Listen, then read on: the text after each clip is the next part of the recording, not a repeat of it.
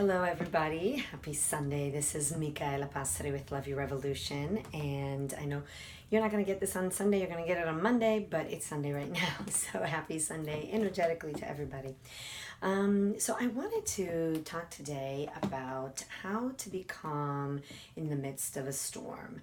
Right now, there is a lot of cutting energy. You know, astrologically, if you dabble anything in astrology, I just very little do. I just know that right now, as Uranus is in Taurus, there's a lot of just cutting energy, like chop, chop, chop. So a lot of things are coming to an end in people's lives.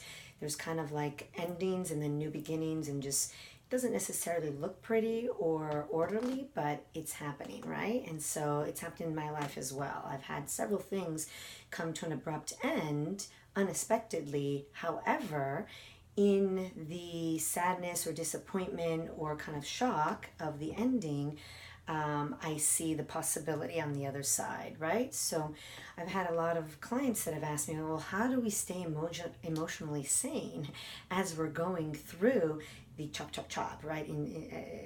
The energy of closure and the energy of chaos and the energy of disarray. So the first thing that I do for myself, and obviously every time I speak, I really speak from a place of what's worked for me and what I've seen has worked for others. So what's worked for me is, first of all, really getting to know me, really getting to know who I am deep inside. And some of you might just be beginning that journey, and some of you might have been on that journey for a while. And some of you are right in the middle. It doesn't matter wherever you are on your evolutional scale and on your personal development scale. The fact that you're on it is amazing, and just keep going, right? So, but it is to just keep that awareness of who am I? How do I? What makes me tick? What makes me? What moves me? What makes me happy? What makes me sad? What pokes me, what triggers me. Just knowing all those different parts of who you are is really at the foundation, because when you know, well, for example, what triggers you in a chaotic event or a sudden kind of closure of something, then you're more capable of reacting in a way that's less reactive and instinctive, and a more kind of resolute way, right? Where you're actually thinking it through. So, for example, I've recently had something happen in my life where I've had to really check myself and take a look at, okay, this is what I'm experiencing. I'm experiencing deep disappointment. I'm experiencing sadness. I'm experiencing anger. I'm experiencing bit of betrayal. And how do I handle that, right? And so what works for me is taking a look at really acknowledging what I'm feeling, so the emotions that are coming up, and instead of being in reaction to them, I just observe them. I'm just in observance of them, like, oh, okay, right now I'm feeling triggered, right? I'm feeling disappointed. Right now I'm feeling a lot of anger brewing up inside, right? So as you are acknowledging your experiencing of your emotions, then you get to experience them in the motion without, in the moment, sorry, without, again, having to act upon them. And as you sit with them, then you can start also rationalizing, bringing that cognitive part of you, that conscious mind that wants to kind of know what to do and what to do from here, right? So then you can start rationalizing and making decisions from a non-triggered place, instead from a more calm and collected place. What I also find works is being able to just express myself, being able to express myself to people that I feel safe with, to people that I feel I can confide in, and to people that I feel would support me through that process of being in the storm in that moment, right?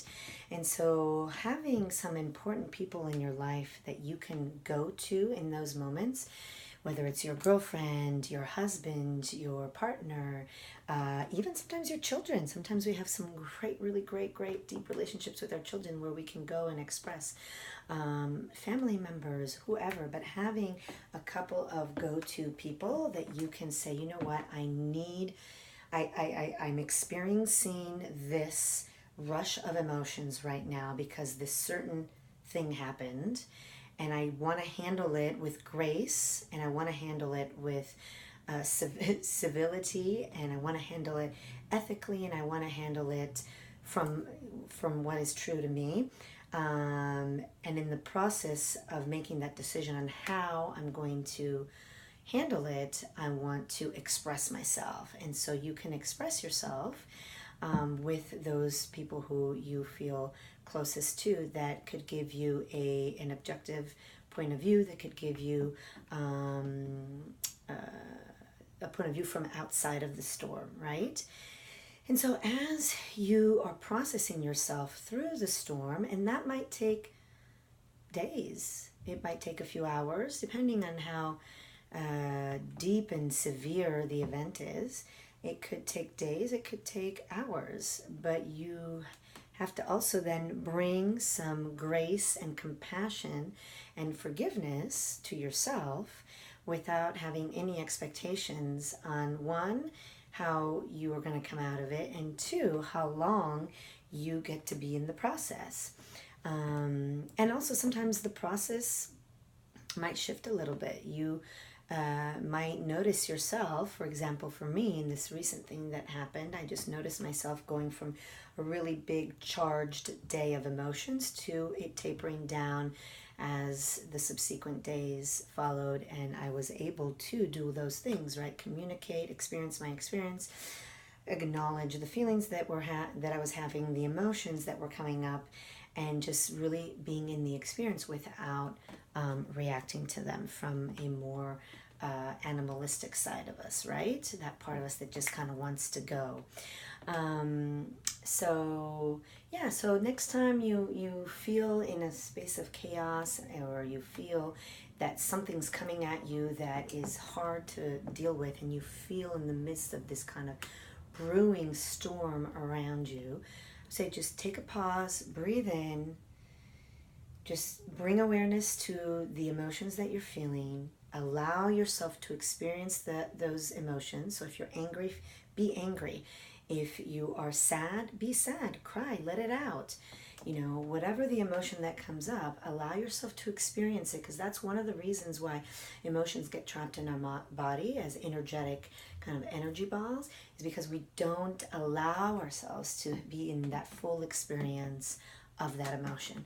So experience the experience, acknowledge, experience, and then communicate. Communicate to somebody that's safe, that you feel can hold space for you, can just lend a listening ear, and that can be there to support you in that process. And then once you come out on the end, after having processed and having expressed, then you are more capable of taking the next steps, right, from a more grounded, a more clear and graceful place. So hopefully that helped.